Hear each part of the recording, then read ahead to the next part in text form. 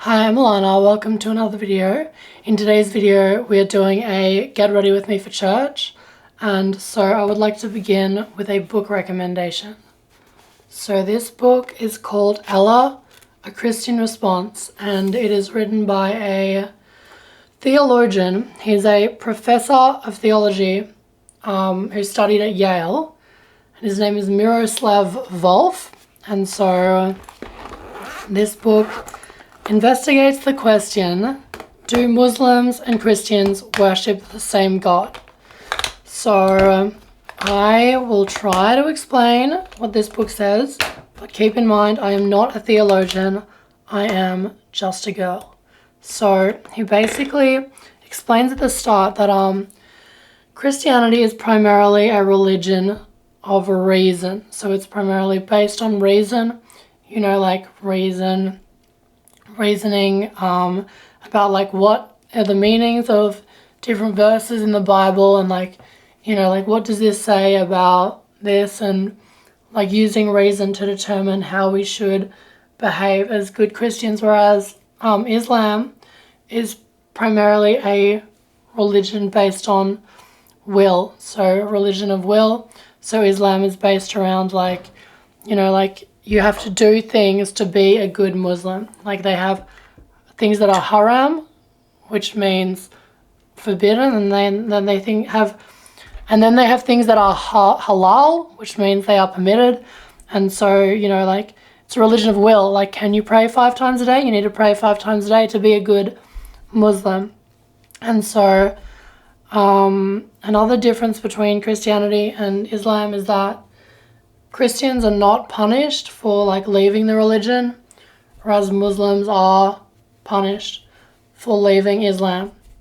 And so, this theologian goes into like whether or not Christians and Muslims worship the same God ultimately, because of course we have different ideas of God. Like Muslims do not believe that Jesus is the Son of God.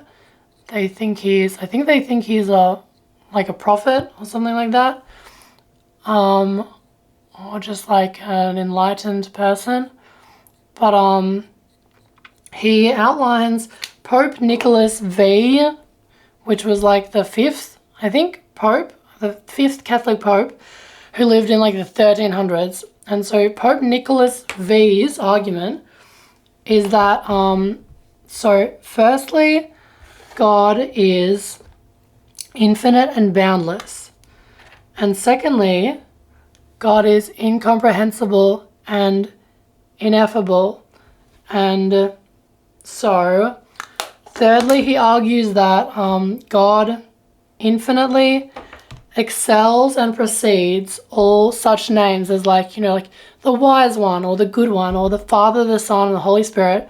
He says that God is so much more than all of those like individual things that like you can't limit him by saying he is the good and wise one, or like he is the Father, the Son, and the Holy Spirit.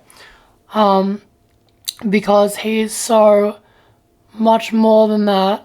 And so he also says that like God is incomprehensible to us humans, so we can't even like comprehend him. And so ultimately he argues that divine simplicity means that God is what God has. God does not have attributes. God is God's attributes, which is in line with what my Aunt Nancy used to say. My Aunt Nancy was a nun. She died just like a few months ago. And she always told me, God is love. Like when I was confused and asking questions about like details and specifics, she would just be like, Lance, God is love. And she was a nun for like 60 years or something. So, this book ultimately argues that Christians and Muslims worship the same God. We just have different like names for him, like different ideas of the specifics.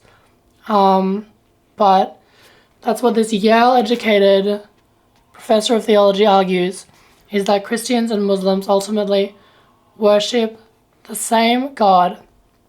So God is not what God has. God is God's attributes. God is love. So thank you for getting ready with me for church. Thank you for watching this video. You're beautiful. You're perfect. I love you. God bless you. And don't forget to like and subscribe.